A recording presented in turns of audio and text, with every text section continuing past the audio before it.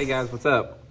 Welcome back here to today's episode of Intuitive Angling, and really appreciate you guys coming by the channel to spend some time with me and check the video out.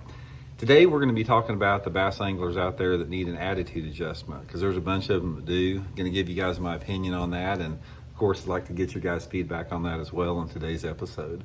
And also guys, before we get started, just a couple quick housekeeping tips. I just want to invite everybody to please swing by and check out my summer Fish the Moment lake map breakdowns. We got them up on the site now. I build lake map breakdowns for Fish the Moment. It's taken me like 5 years to build these maps. Great resources to get some new fishing spots on your favorite lake. And I'll put that link in the description of the video. And also guys, real quick, you probably heard me talking about this, but we got a new color of my Blaukat Throwback jig. This is black with blue tinsel, man. Look at that thing. Black and blue tinsel is my favorite color. The only reason we didn't offer it initially is it's super labor intensive, because this is a hand-tied live rubber skirt and tinsel is hard to work with. So you can get these right now at the Cumberland Pro Lures website. I'll put that link in the description. We're going to try to get them in Tackle Warehouse. They're not in there now, but you can get them at the Cumberland Pro Lures website. Again, link in the description. And you can also get my other colors, the Blaukat Throwback jigs, at Tackle Warehouse. So I'll put all that stuff in there. But guys, put you a blue chunk on there or a black chunk. Throw it around some stain water this summer. It'll get you some good bites. Really, we've caught tons of fish on it for the last 30 years. So really appreciate that. Okay, guys, attitude adjustment amongst bass anglers. This is sort of going to be a wide-ranging conversation, because I got thinking about this. And you know, one of the most irritating things that gets to me more than anything else, the thing that when I hear somebody say this, it just pisses me off, is that back when I was fishing on the tour level, Bassmaster Top 100s, Top 150s, Bassmaster E50s, FLW Tour, there would be some high-performing anglers out there that, you know, they're just better than everybody else. I mean, they were sort of in that 1%. And if they would finish like 15th or 20th place in the tournament, or like 10th or 15th place in Angler of the Year, they would be pissed off and said, "Oh, I had a suck season, nothing worked out, I just struggled."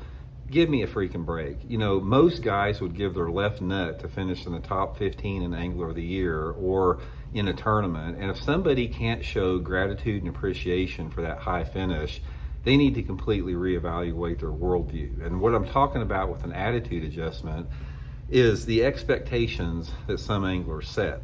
Now, first thing I'm going to say about an attitude adjustment, one of the things that will really get you to the right frame of mind is, guys, you need to have days where you suck and you can't catch anything, and where you zero. Do not ever get disappointed when you go out there and you can't catch them. It happens to everybody. There's going to be days out there where you simply can't catch a bite, and you need to just be grateful for that. Because if you go out there and don't get a bite, that is going to recenter yourself, and that's going to make you have a completely higher level of appreciation for those days when the fish are really biting and you're catching them. Because unless you're fishing like a private body of water, or unless you use a spotlight machine, which is an illegitimate way to fish, live scope is an illegitimate way to fish, you know, you're not in the real world of fishing. And that real world of fishing means zeroing or catching one all day long. And take that as something that is an education, and just be grateful for that. Because like I said, those days where they're biting one after another are few and far between. And also, one of the things that I found out about it, along with the same attitude adjustment, guys, is I've been in the boat. I've been in situations where it's every cast, where you get on a school of fish out there and it's every cast, and it's one of those deals where you're catching them and catching them and catching them, and it doesn't take very long for that to get old. In the terms of when you're catching them constantly like that, you lose that gratitude and appreciation. And another one of those pet peeves that I can't stand is when you see some pros out there that are on a school of fish and they're catching them one after another, and they're getting irritated. They're catching little fish and they throw them back in the water a little bit too farther out than what they should be, or a little bit harder back in the water than what they should be, because they're like irritated about it. You guys you don't even deserve to be on the water if you're going to treat the fish like that. Every single minute that you're on the water, you ought to be grateful for being out there. You ought to be grateful for the experience of being in the wind and the waves and the sun and the rain. being out in nature, because catching bass, guys, is a bonus to everything else.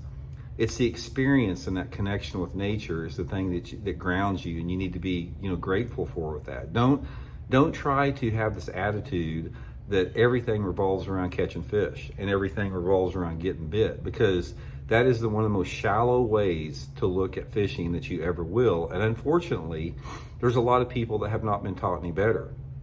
They're in this mentality of catching versus fishing. And one of the things that you have to have is, like, if you're properly schooled and you're properly mentored in your bass fishing education, that mentoring starts out with a fundamental appreciation of nature and a respect for nature. And then it grows from beyond that. That appreciation grows. Once you're grounded in that appreciation and gratitude, then everything else is simply a bonus with that. But one of the things that I see far too common, like I said, is guys that take everything for granted, and it's like they put their ego and their personal satisfaction and gratification ahead of the bigger picture. And that's not what we want to do. Fishing it's one of those vehicles that we have. It's one of the last vehicles available to us that connects us to nature. And we need that. That's one of the things that people don't understand about being outside, is how therapeutic that is to our existence.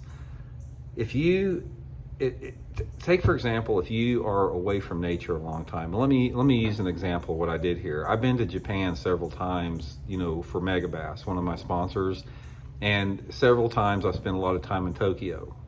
And Tokyo is the food, and I'm not slamming Tokyo. The food is awesome in Tokyo, but it's a dang concrete jungle. It's got fluorescent, harsh lighting everywhere. It's noisy.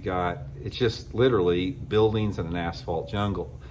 And after I spent a week or so in Tokyo, I began to feel weird.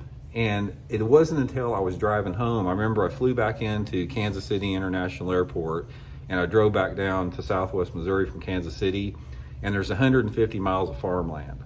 And when I was driving through that farmland, there was such a release within my body. It's like I could just take a deep breath, and I felt at peace, because there was some nature around me. There was open places and nature.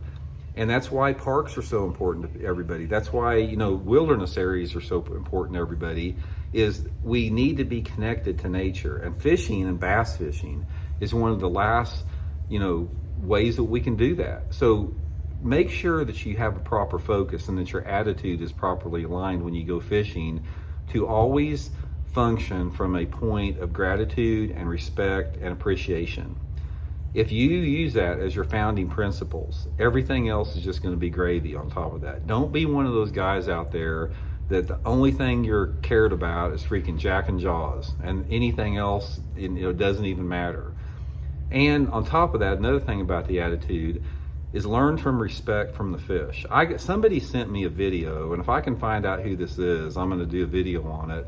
There was a college team, I think it was in North Carolina somewhere, and they were out fishing, and somebody filmed them. You guys may know who this is. And they caught it. There was a college team up front there, and they caught a catfish. This one goober, one of the college anglers, and I will call him a goober, he takes this catfish and he body slams it into the water because he was pissed that he caught a catfish. If I was that tournament director, that dude would have been disqualified from all the tournaments. He'd have been kicked off the college team. You do not disrespect fish like that. Fish have just as much a right to be on this planet as we do, and you cannot have some type of a spiritual hierarchy, to fishing, because that removes you from all the PowerPoints that we're talking about here. So when you're on the water out there, respect everything, man. If you see a piece of trash floating, go out of your way to pick it up. If you see a potato chip bag floating 20 foot away from your boat, don't just troll past it. Troll over there, put it in your boat, and throw it away when you get out. If you catch a bass, show that fish some respect. Don't flip it over into the carpet and let it wallow around the carpet and ruin its slime coat. Be gentle and respectful for that fish. So show some appreciation and gratitude with that. Change your attitude about it. And once you do that, and once you start operating from this level of gratitude, appreciation, and respect, your experience on the water is going to go to a completely whole new level. And this is how people should be taught from their time they're little kids all the way up there.